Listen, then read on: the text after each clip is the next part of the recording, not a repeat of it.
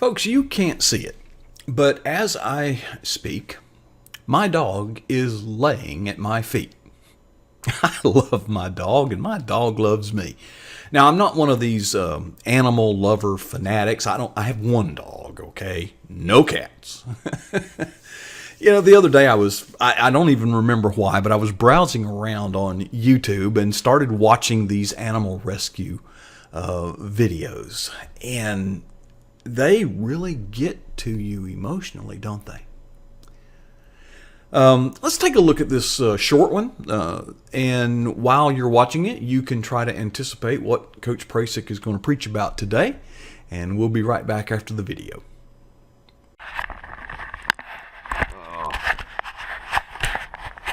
Right. Well, yet another occasion of an animal stuck in a net.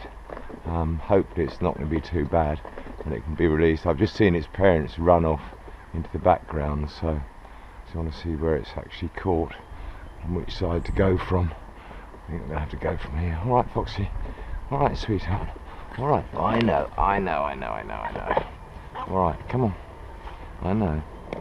Let's try and grab you first, because you're not going to come. Come on. I know. Yeah, you're nice and vicious. But if you bite me, I can't get you out, can I? No. Let's let you bite that. You bite onto that. Okay. You've already got quite a big hole there, haven't you? Hey, come on. You bite onto that. That's it. And then I can get hold of you. Yeah. I can't get hold of you if you don't.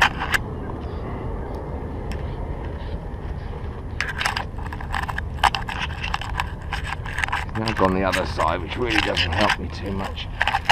I'm running back this side. I might have to go out the other side to get him. I think we're going to have to do that. Right, let's swap sides. They'll probably go back the other side and not help me at all. Come on. I know. You bite that. That's it. Come on. Okay, right, now we've got him very firmly. The net really doesn't look that tight round him, but we'll see in a minute.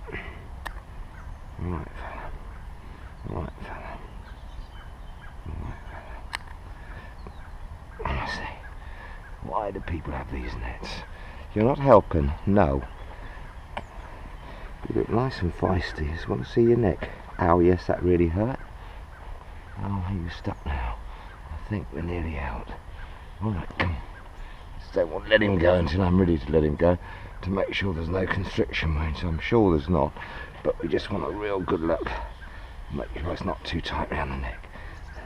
There's absolutely nothing tight round the neck at all. And you can go back to the wild. Come on, let's get you away from this net. Come on, go and find your mum. Go and find your mum who's been looking for you. Go and find your mum. Go on. And zoom. And there, by looking a bit, there's the earth. So you can see all the dig back from the soil. It's gone back to bed under the summer house where presumably Mum was as well, and all the others are. So that's really very cool. You won't see that again. It's well hidden, and it's gone back to bed after its rather exciting night. Quick and easy. That's what I like, quick and easy. Okay, some observations. First of all, I don't think any of those animals set out or intended or meant to get in trouble in the first place. And as they were approaching trouble, I kind of doubt that they were even aware of the danger that may have been present. But most importantly, once they are ensnared, they cannot help themselves.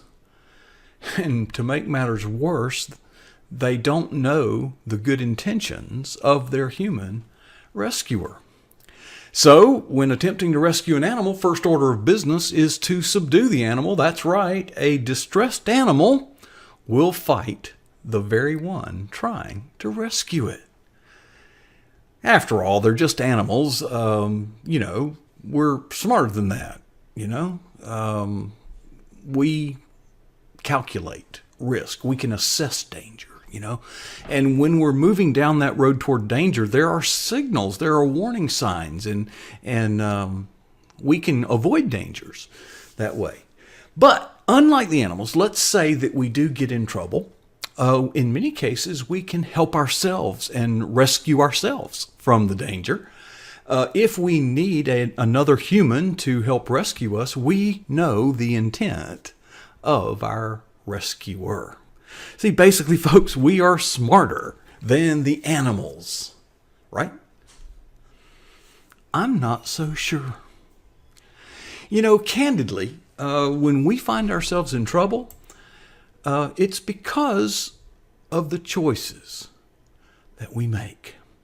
Basically, we choose sin.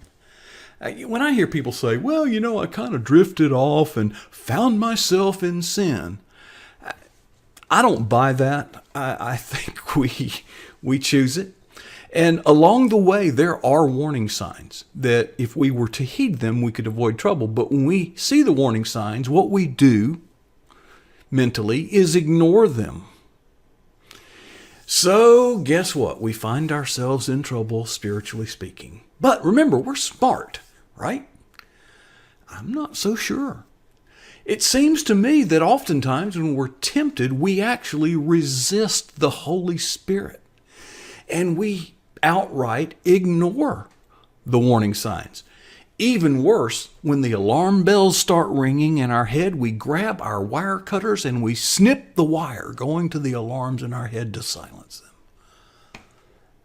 And the reason I observe these things is it seems to me that people are running away from, fleeing the church when they need it most.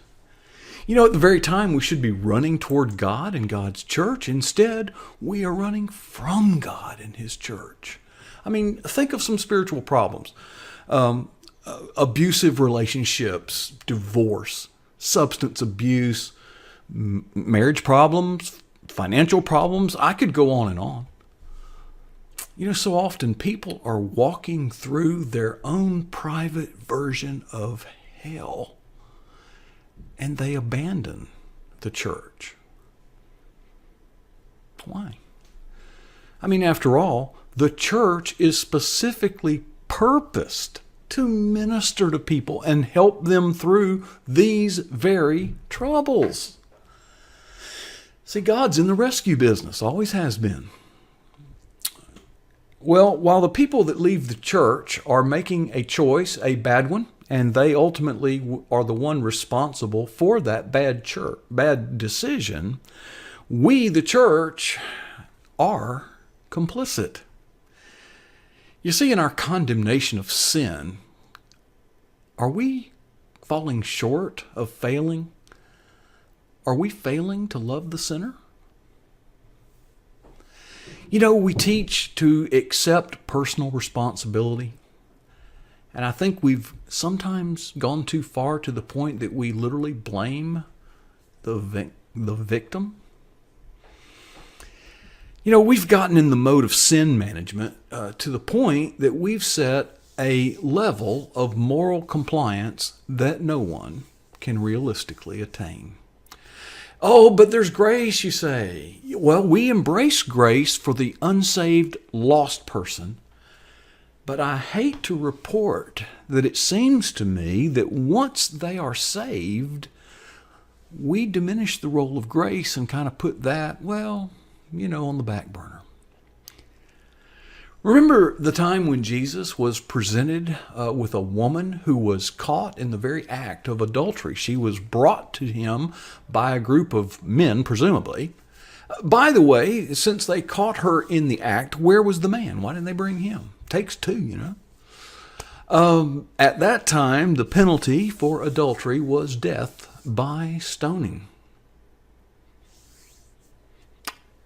What part of he who is without sin, let him cast the first stone? Do we not understand? By the way, there was one person present in that crowd who was without sin, yet no stone was cast.